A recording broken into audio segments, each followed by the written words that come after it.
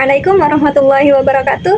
Perkenalkan, nama saya Nayara Farida, NIM 0602072344, Program Studi PGMI UIN Sunan Ampel, Surabaya. Di sini saya akan menjelaskan beberapa metode pembelajaran dalam bahasa Arab pada tingkat pemula, yakni tingkat SD.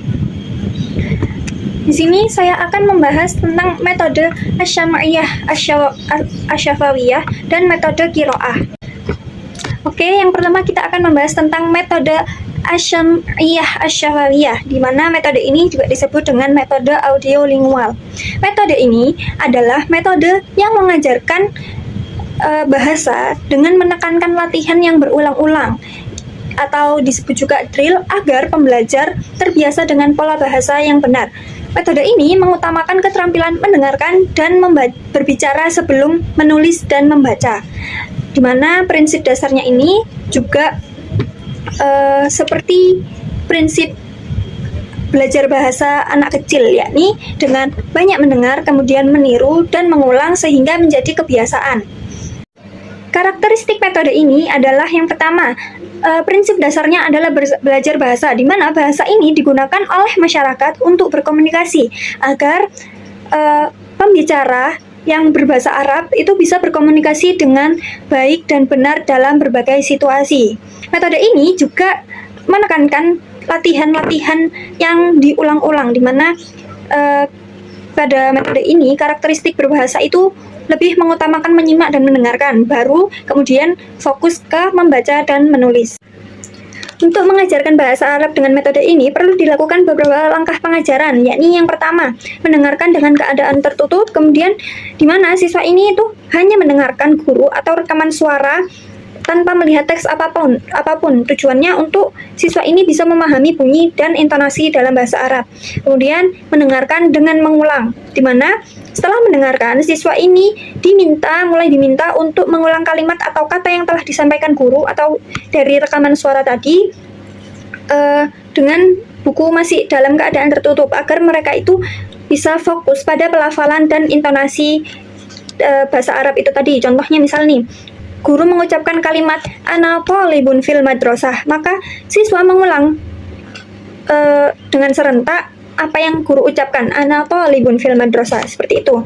Kemudian setelah mendengar dan mengulang, ini tuh siswa diminta untuk mendengarkan lagi, tetapi dengan bukunya itu dalam keadaan dibuka, agar siswa ini itu bisa menghubungkan bunyi yang mereka dengar dengan tulisan Arab yang mereka lihat. Contohnya, misal guru membacakan kembali teks yang sama, tapi siswa itu diminta untuk melihat apa yang guru ucapkan itu tadi. Kemudian barulah di situ siswa diminta untuk membaca secara bersama-sama dengan keadaan terbuka. Kemudian setelah bersama-sama baru membaca secara berkelompok, kemudian baru individu.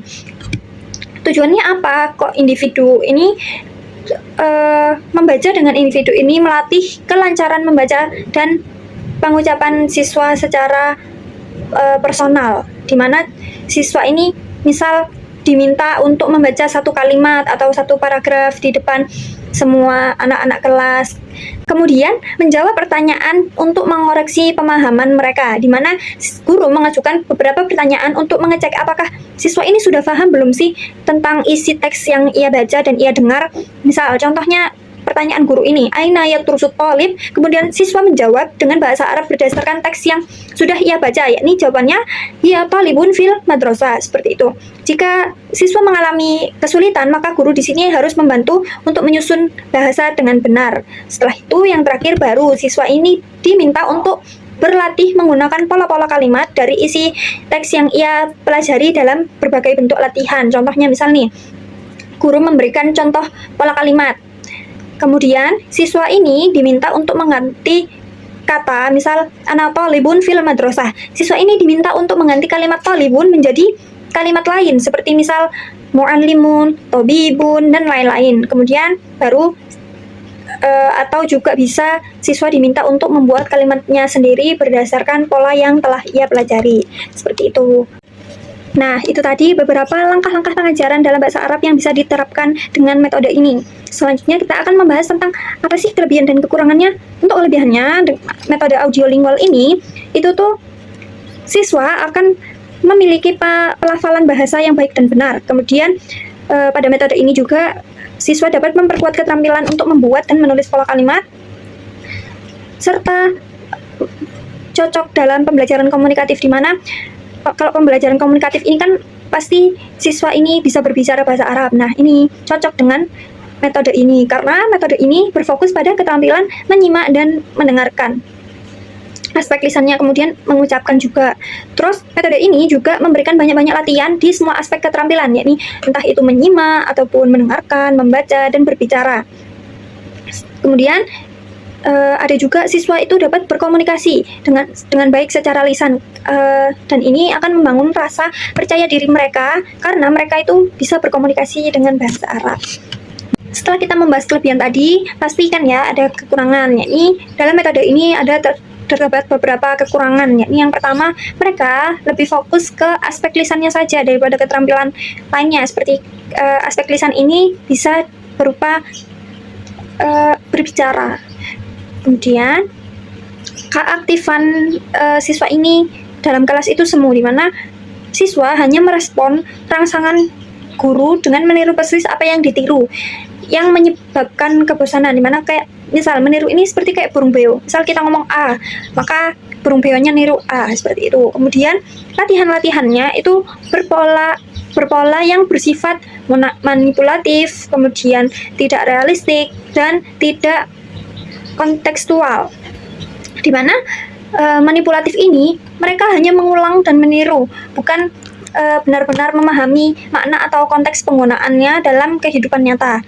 Kemudian kalau tidak kontekstual ini, yakni tidak berhubungan dengan situasi nyata, di mana mereka itu hanya berlatih pola bahasa dalam bentuk hafalan atau drill tanpa memahami bagaimana sih penggunaan bahasa tersebut dalam komunikasi sehari-hari, seperti itu. Kemudian tidak realistik, yakni tidak menyerupai percakapan alami. Contohnya misal nih, siswa hanya diajari ini meja, ini kursi, seperti itu, secara berulang-ulang tanpa memahami bagaimana cara menggunakan dalam percakapan di kehidupan sehari-hari, seperti itu.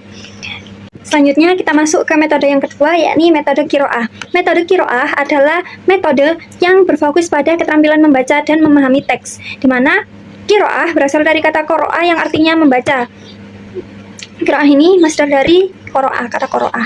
Nah, sesuai dengan artinya, yakni membaca, maka metode ini berfokus pada keterampilan membaca, seperti itu.